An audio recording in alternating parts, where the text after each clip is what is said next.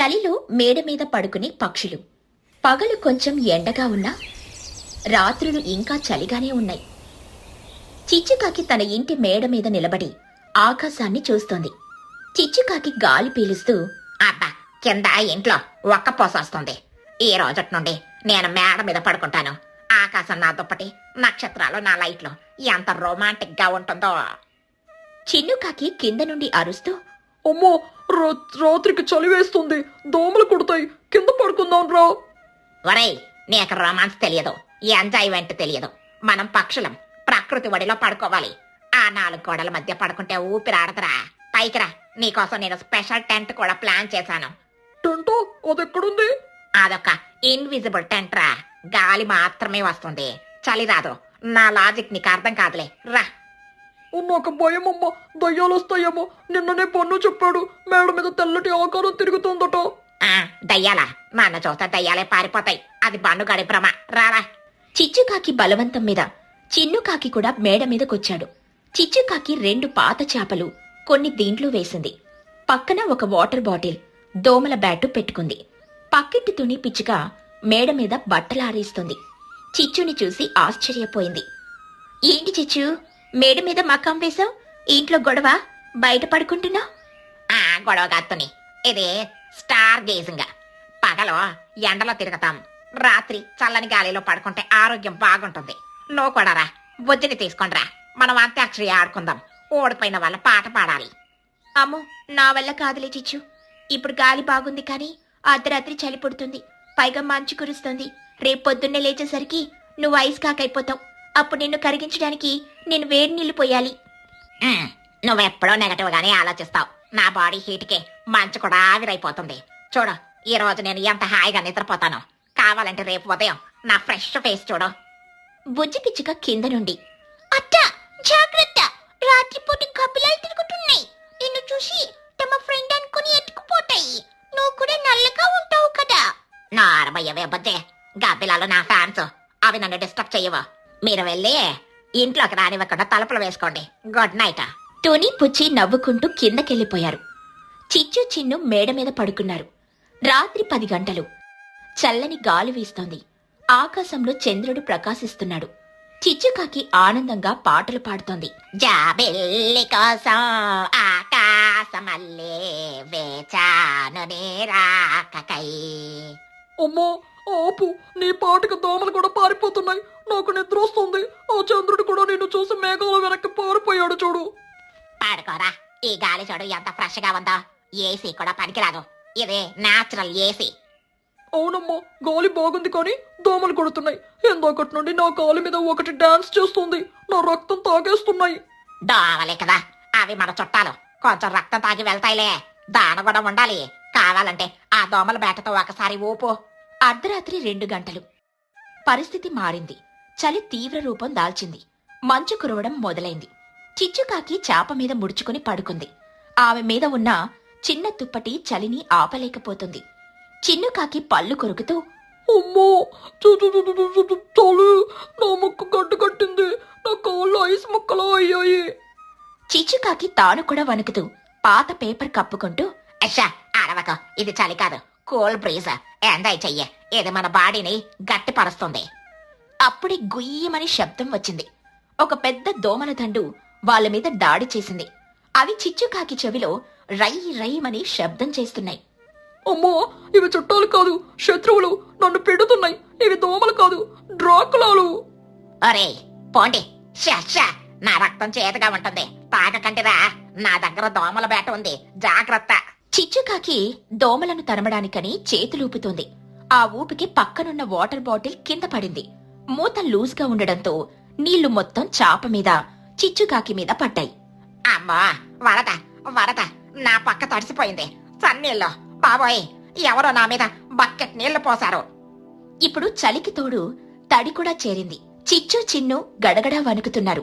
అమ్మా, కిందకి వెళ్దాం పదా ప్లీజ్. నాకు స్టార్ గేసింగ్ వద్దు, నా బెడ్రూమ్ నాకు కావాలి. వద్దురా. ఇప్పుడు కిందకెళ్తే ఆ తుని కిటికీలో నుండి చూసి నవ్వుతుంది. పొద్దున ఛాలెంజ్ చేశాను కదా, మనం ఇక్కడే ఉండాలి. వీరులం మనం. రేపు ఉదయం వరకు ఓపిక పట్టు. అప్పుడే ఆకాశం నుండి టప్ టప్ అని శబ్దం వచ్చింది. అది వాన కాదు, పక్షుల రెట్ట. పైన చెట్టు మీదున్న గబ్బిలాలు వాళ్ల మీద పడేస్తున్నాయి. చిచ్చుకాకి ముఖం తుడుచుకుంటూ, చే ఏంటదే వర్షమా వాసన వస్తుంది. ఇది మల్లెపూల వాసన కాదు. అమ్మో, అదే గబ్బిలాలు. బుజ్జి చెప్పింది నిజమే. అవి మనల్ని టార్గెట్ చేశాయి. అవి మనల్ని టాయిలెట్ లో వాడుకుంటున్నాయి. ఒరేయ్, ఇది మరీ అన్యాయం. చలి, దోమలు, తడి, ఇప్పుడు ఇది కూడానా? దేవుడా, నన్ను పరీక్షించుకో. నా అందమైన ముఖం పాడైపోయింది. తెల్లవారుజామున 4 గంటలు. చిచ్చు చిన్ను మేడ మీద ఒక మూల ముడుచుకుని కూర్చున్నారు. వాళ్ళ పరిస్థితి చూస్తే జాలి వేస్తుంది. కళ్ళు ఎర్రగా ఉన్నాయి, ముక్కులు కారుతున్నాయి, జుట్టు రేగిపోయింది. అప్పుడే మహీగ్రద్ద గారు మార్నింగ్ వాక్ కని మేడ మీదకొచ్చారు. ఆయన ఇంటి మేడ, చిచ్చు ఇంటి మేడ కలిసే ఉంటాయి. ఎవరది? దొంగలా? ఏ చేతులు పైకెత్తండి. చిచ్చుకాకి వణుకుతూ చేతులు పైకెత్తి, దొంగలం కాదు మహిగారు, భక్తులం. చలిలో తపస్సు చేస్తున్నాం. ఓం నమః శివాయ. ఓ చిచ్చు, నువ్వా ఈ చలిలో ఇక్కడేం చేస్తున్నావు? పిచ్చి పట్టిందా? నీ అవతారం చూస్తుంటే ఏలియన్ లో ఉన్నావు. పిచ్చి కాదు సార్, నేచర్ లవర్స్. ప్రకృతిని ఆస్వాదిస్తున్నాం. ఈ చలిలో ఒక కిక్ ఉంది సార్. ఆస్వాదించడమేమో కానీ మీ మొఖాలు చూస్తుంటే ఆసుపత్రిలో చేరేలా ఉన్నారు. కిక్కు కాదు, మీకు జ్వరం వచ్చేలా ఉంది. పదండి కిందకే, ఈ చలికి పక్షవాతం వస్తుంది. వస్తాం సార్, కానీ నా కాళ్ళు రావడం లేదు. మొద్దు బారిపోయాయి. నల్ల లిఫ్ట్ చేసి పట్టుకెళ్ళండి సార్. నా వల్ల కాదు తల్లి, మెల్లగా పాకుతూరా. మహీగ్రద్ద సాయంతో వాళ్ళు కిందకి దిగారు. ఉదయం 8 గంటలు. తుని పుచ్చి వేడివేడి ఇడ్లీలు తింటున్నారు. చిచ్చుకాకి తుమ్ముతూ దగ్గుతూ అక్కడికొచ్చింది. ఆమె ఒంటి నిండా తుప్పట్లున్నాయి. ముక్కు ఎర్రగా కందిపోయింది. ఏంటి చిచ్చు, నైట్ అంతా ఎంజాయ్ చేసావా? ఆకాశం దుప్పటి కప్పుకున్నావా? నక్షత్రాలు లైట్లు వేశాయా? నీ ముక్కును చూస్తుంటే యుద్ధం చేసి వచ్చినట్టుంది. ఆపవే నీ వెటకారం. ఆకాశం తప్పటి కాదు, ఐస్ గడ్డ. నక్షత్రాలు కాదు, దోమలు. నా పరిస్థితి చూడు. అచ్చి, జలుబు, జ్వరం, ఒళ్ళు నొప్పులు. నా గొంతు కూడా పోయింది. పాపమట్ట, కపిలాలు రాలేదా? అవి నీ ఫ్యాన్స్ కదా.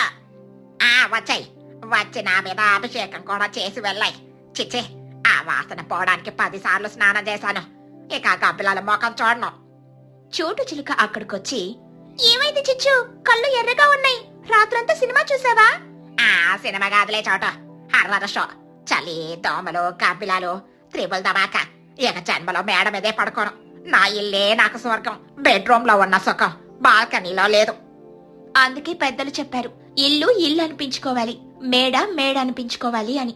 దేని విలువ దానిదే. చలికాలంలో ఇంట్లో ఉండడమే సేఫ్. నిజమేతోనే, నాకు బాగా బుద్ధి వచ్చింది. ఇప్పుడు వేడి వేడి ఇడ్లీలుంటే పెట్టు, పుణ్యం ఉంటుంది. చేతులు వణుకుతున్నాయి. ఓ వండలేను. చట్నీ ఎక్కువ వెయ్యి. కారంగా తింటే జలుబు తగ్గుతుంది. రా చిచ్చు, నీకోసమే చేశాను. వేడి సాంబార్ కూడా ఉంది, తిను. చిచ్చు చిన్ను ఆత్రంగా ఇడ్లీలు తిన్నారు. ఆ వేడి సాంబార్ తాగుతుంటే వాళ్ళ ప్రాణం లేసొచ్చింది. అమ్మో, ఈ రోజు రాత్రి మనం ఎక్కడ పడుకుందాం? ఎక్కడ పడుకుంటాం? వంటింట్లో, పొయ్యి పక్కన. అది మనకి ఊటీ, అదే మనకి స్విట్జర్లాండ్. కావాలంటే తలుపులు, కిటికీలు అన్ని బంద్ చేసేద్దాం. అందరూ నవ్వారు. చిచ్చుకాకి అతిశయం తగ్గి హాయిగా నవ్వింది. ఈ కథలోని నీతి ఏంటంటే, కాలానికి తగినట్టు నడుచుకోవాలి. అతిశయానికి పోతే అనారోగ్యం పాలవుతాం. మరి మేడ మీద పడుకునేటప్పుడు దోమల మందు పెట్టుకోవడం మర్చిపోకూడదు. పక్షుల గ్రామంలో తుని పిచ్చుక ఇల్లంటే అందరికీ ఒక ఆదర్శం. ఎందుకంటే అక్కడొక తల్లి, 2 బంగారు కూతుర్లుంటారు. తుని పిచ్చుక భర్త కొన్నేళ్ల క్రితం డబ్బులు సంపాదించడం కోసం విదేశాలకు వెళ్లాడు. అప్పట్నుండి ఆమె కష్టపడి కూలి పనులు చేసి తన 2 కూతుర్లు బుజ్జి మరియు విజ్జిలను పెంచింది. ఇప్పుడు బుజ్జి విజ్జి పెద్దవాళ్లయ్యారు. వాళ్ళకి ఒకటే నియమం, అమ్మ కష్టపడకూడదు. ఒకరోజు ఉదయం సూర్యుడు ఇంకా ఉదయించకముందే విజ్జి నిద్రలేచింది. ఆమె చూడ్డానికి అచ్చం తునిలాగే ఉంటుంది, చాలా శాంతంగా, బాధ్యతగా. విజ్జి పిచ్చుక మెల్లగా లేచి అమ్మ నుదుటి మీద చెయ్యి వేసి చూసి, అమ్మ ఇంకా గాఢ నిద్రలోనే ఉంది. పాపం, నిన్న రాత్రి పొలం నుండి వచ్చేసరికి బాగా అలసిపోయింది. కొంచెం జ్వరం కూడా ఉన్నట్టుంది. ఈరోజు అమ్మను అస్సలు లేపకూడదు. పనులన్నీ నేనే చేసేస్తాను. విజ్జి శబ్దం చేయకుండా బయటకొచ్చి వాకిలి ఊడ్చి అందమైన ముగ్గు వేసింది. తర్వాత 2 పెద్ద బిందెలు తీసుకుని నీళ్ల కోసం బావి దగ్గరికెళ్ళింది. చలికాలం కాబట్టి నీళ్లు చాలా చల్లగా ఉన్నాయి. కానీ అమ్మ కోసం ఆమె ఆ చలిని లెక్క చేయలేదు. కొద్దిసేపటికి బుజ్జి పిచ్చుక కూడా లేచింది. ఈమె తన పాత అల్లరి బుజ్జిలాగే ఉన్న తల్లి విషయంలో మాత్రం చాలా కేరింగ్. బుజ్జి పిచ్చుక ఆవలిస్తూ లేచి పక్కన చూసి, అక్క అప్పుడే లేచిందా? అయ్యో, నేను లేట్ అయ్యాను. అమ్మ లేచేలోపు నేను పూలు కోసుకురావాలి. ఈరోజు అమ్మకిష్టమైన మల్లెపూలు తేవాలి. బుజ్జి గబగబా తోటలోకెళ్ళి దేవుడికి పూలు, అమ్మ తలలో పెట్టుకోవడానికి మల్లెపూలు కోసుకొచ్చింది. వచ్చేటప్పుడు దారిలో చిచ్చుకాకి కనిపించింది. ఏంటి బుజ్జే, పొద్దున్నే పూల దొంగతనం చేస్తున్నావా? ఆ తోటమాలి చూస్తే కర్రతో కొడతాడు. దొంగతనం కాదట్ట, ఇవి మా అమ్మ కోసం. ఈరోజు మా అమ్మ మహారాణి. ఆమెను ఎంత అందంగా అలంకరిస్తానో చూడు. ఓహో, మహారాణియా? మరి నువ్వెవరు? దాని దాసివా? అవునట్ట, అమ్మకు సేవ చేయడానికి నేను దాసినైనా పర్లేదు. చిచ్చుకాకి ఆ మాటలకు ఆశ్చర్యపోయింది. తుని పిచ్చుక ఉదయం 7 గంటలకు మెల్లగా కళ్ళు తెరిచింది. కిటికీలో నుండి ఎండ ముఖం మీద పడింది. ఆమె ఒంట్లో ఇంకా కొంచెం నలతగా ఉంది. తుని పిచ్చుక ఉలిక్కిపడి లేచి, అయ్యో, 7 గంటలైందా? ఎంత పొరపాటు! ఈరోజు పనులన్నీ ఆలస్యమవుతాయి. పొలం పనికి టైం అయిపోతుంది. బుజ్జి, విజ్జి, లేవండి. ఆమె కంగారుగా బయటకొచ్చింది. కాని బయట దృశ్యం చూసి ఆమె ఆశ్చర్యపోయింది. ఇల్లంతా అద్దంలా మెరిసిపోతుంది. వాకిలిలో రంగురంగుల ముగ్గుంది. కుండలన్నీ నీళ్లతో నిండున్నాయి. దేవుడి గదిలో దీపం వెలుగుతుంది. హాల్లో విజ్జి కూరగాయలు తరుగుతోంది. బుజ్జి ఇల్లు దులుపుతోంది. పొయ్యి మీద వేడి నీళ్లు కాగుతున్నాయి. తుని పిచ్చుక కళ్ళల్లో నీళ్లతో, ఏంటిది? మీరిద్దరూ ఎప్పుడు లేచారు? ఈ పనులన్నీ ఎప్పుడు చేశారు? నన్నెందుకు లేపలేదు? నాకు పొలం పని ఉంది కదా. విజ్జి పిచ్చుక నవ్వుతూ అమ్మ దగ్గరకొచ్చి, అమ్మా, నువ్వెప్పుడు మాకోసమే కష్టపడతావు. ఈరోజు ఆదివారం కదా, అందుకే నిన్ను రెస్ట్ తీసుకొనిచ్చాము. పైగా నీకు నిన్న రాత్రి జ్వరం వచ్చింది కదా, నువ్వెళ్ళి వేడి నీళ్లతో స్నానం చెయ్యి. కాఫీ కూడా రెడీగా ఉంది. బుజ్జి పిచ్చుక చీపురు పక్కన పెట్టి, అవునమ్మా, ఈరోజు నువ్వు కేవలం వంట మాత్రమే చెయ్యాలి. అది కూడా నీ కోపికుంటేనే, లేకపోతే మేమే చేస్తాము. మిగతావన్నీ మేం చూసుకుంటాం. నీ చేతి వంట తినకపోతే మాకు రోజు కడవదు కదా, అందుకే వంట చేయమంటున్నా. నా బంగారు తల్లులు, నాకెంత అదృష్టం. మీలాంటి పిల్లలుంటే నాకు ఏ కష్టమూ లేదు. మీ నాన్నుంటే ఎంత సంతోషించేవారు. తుని స్నానం చేసొచ్చింది. బుజ్జి ఆమె తల దువ్వి పూలు పెట్టింది. విజ్జి ఆమెకు వేడి కాఫీ ఇచ్చింది. చూడక్క, అమ్మ ఇప్పుడు హీరోయిన్లా ఉంది. పట్నం రాణిలా మెరిసిపోతుంది. మనం ఈ ఫోటో నాన్నకు పంపిద్దాము. అవును, అమ్మ ఎప్పుడూ అందమే. ఆ మనసు ఇంకా అందం. ఆ రోజు మధ్యాహ్నం భోజనమయ్యాక చిచ్చుకాకి అక్కడికొచ్చింది. ఆమె చేతిలో ఖాళీ గిన్నె ఉంది. బహుశా ఏదో అడగడానికొచ్చింది. తుని ఇంట్లో జరుగుతున్న సేవల్ని చూసి ఆమె ఆశ్చర్యపోయింది. తుని, ఏంటి సంగతి? పొద్దున్నే చూశాను. నీ కూతుర్లు బావి దగ్గర సంతలు హడావడి చేస్తున్నారు. నువ్వు మాత్రం ఇంట్లో దర్జాగా కూర్చున్నావు. ఏంటి, కూతుర్లను పని మనుషులుగా మార్చావా? నేను కూడా నా కొడుకు చిన్నుని ఇలాగే మార్చాలి. తుని పిచ్చుక నవ్వుతూ, లేదు చిచ్చు, వాళ్ళు నా కూతుర్లు కాదు, నా 2 రెక్కలు. నేను వద్దన్నా వినరు. అమ్మ కష్టపడకూడదు అని వాళ్లే అన్ని పనులు చేస్తున్నారు. నా అదృష్టం. అవునా? మా చిన్నుగాడు ఉన్నాడు. వాడికి మంచం మీదకే కాఫీ కావాలి, గ్లాస్ కూడా కడగడు. వాడికి ఎంతసేపు ఆటలే. నీ పెంపకం గొప్పదిలే తుని. బుజ్జి పిచ్చుక కల్పించుకుని, చిచ్చు అత్త, అది పెంపకం కాదు, ప్రేమ. అమ్మ మా కోసం ఎన్ని త్యాగాలు చేసిందో మాకు తెలుసు. నాన్న లేనప్పుడు అమ్మే మాకు నాన్న అయ్యింది. ఇప్పుడు అమ్మను మహారాణిలా చూసుకోవడం మా బాధ్యత. విజ్జి పిచ్చుక వినయంగా, అవునత్త, అమ్మ కాలికి మట్ట అంటకూడదు.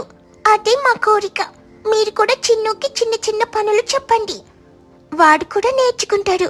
పని చేయడం వల్ల ఎవరూ చిన్నపోరొద్దా? చిచ్చుకాకి ఆ మాటలకు చలించిపోయింది. ఆమెకు తన పెంపకం గుర్తొచ్చింది. నిజమే, కూతుర్లుంటే ఇలా ఉండాలి. నా కొడుకును కూడా మారుస్తాను.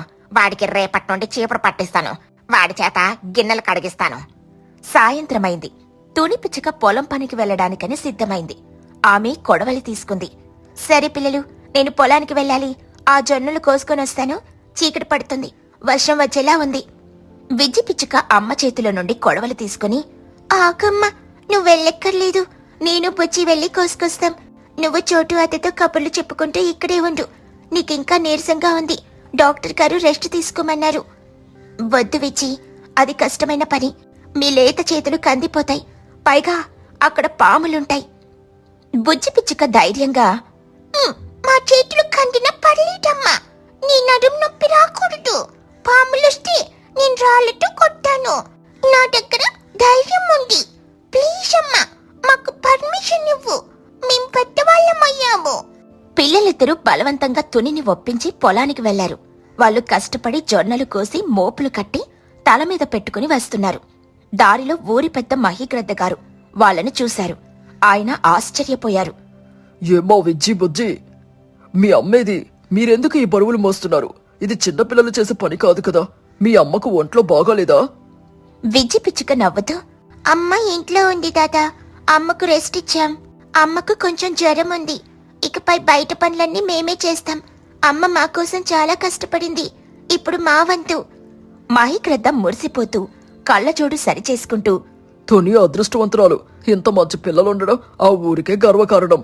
ఈ రోజుల్లో పిల్లలు ఫోన్లో మునిగిపోతుంటే మీరు అమ్మ కోసం కష్టపడుతున్నారు. సబాష్. మీకేదైనా అవసరం ఉంటే నన్ను అడగండి.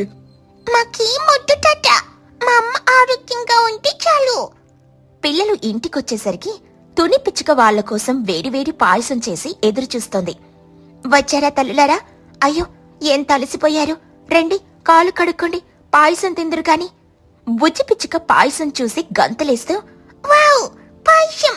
అమ్మా, మేం నీకు రెస్ట్ ఇస్తే నువ్వు మా కోసం మళ్ళీ వంట చేశావా? నువ్వు అస్సలు మారువు. అది వంట కాదు తల్లి, నా ప్రేమ. మీరు నా కోసం ఎంత చేస్తుంటే నేను మీకోసం ఇంత కూడా చేయలేనా? మీరే నా ప్రపంచం. ఆ రాత్రి ముగ్గురు కలిసి పాయసం తింటూ ఆనందంగా కబుర్లు చెప్పుకున్నారు. తుని పిచ్చుక ఆ ఇద్దరి కూతుర్ల మధ్య పడుకొని నిశ్చింతంగా ఒక మహారాణిలా నిద్రపోయింది. ఆమె కలలో కూడా తన కూతుర్లే కనిపించారు. బయట ఉన్న చిచ్చుకాకి తన కిటికీలో నుండి ఈ దృశ్యాన్ని చూసి నిట్టూర్చింది. ఆమె తన కొడుకు చిన్ను దగ్గరికెళ్ళింది. వాడు గురకపెట్టి మరీ నిద్రపోతున్నాడు. చిచ్చుకాకి నిద్రపోతున్న కొడుకును లేపుతూ, ఒరే చిన్నగా లేరా, రేపటి నుండి నువ్వు కూడా ఇల్లు ఓడ్చాలి. ఆ తోని కూతుర్లను చూసి నేర్చుకో. వాళ్ళు తల్లిని ఎలా చూసుకుంటున్నారో చూడు.